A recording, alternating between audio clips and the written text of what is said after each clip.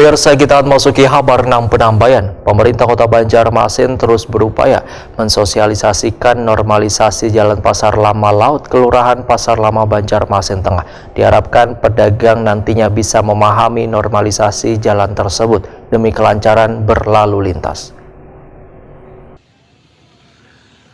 Pemerintah Kota Banjarmasin terus mensosialisasikan normalisasi Jalan Pasar Lama Laut, Kelurahan Pasar Lama, Banjarmasin Tengah. Normalisasi jalan ini dilakukan untuk memudahkan warga berlalu lintas di kawasan tersebut.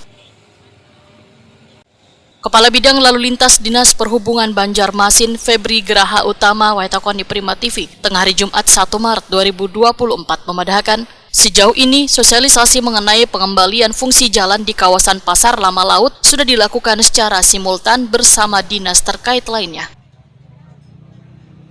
Setelah dilakukan sosialisasi, dinasnya akan melakukan pula secara pendekatan kepada pedagang di kawasan Pasar Lama Laut untuk membahas terkait pengembalian fungsi jalan umum tersebut.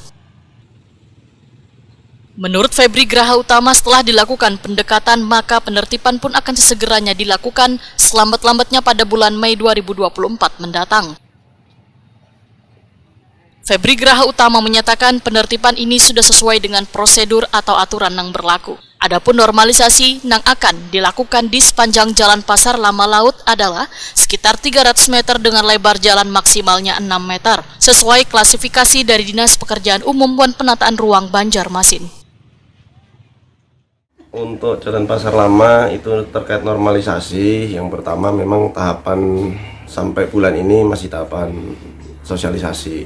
Nah, sosialisasinya beragam, bisa dijalankan oleh yang pertama Disperdagin, yang kedua bisa melalui Satpol PP, yang ketiga bisa melalui kami. Jadi simultan sosialisasi terhadap pedagang di situ.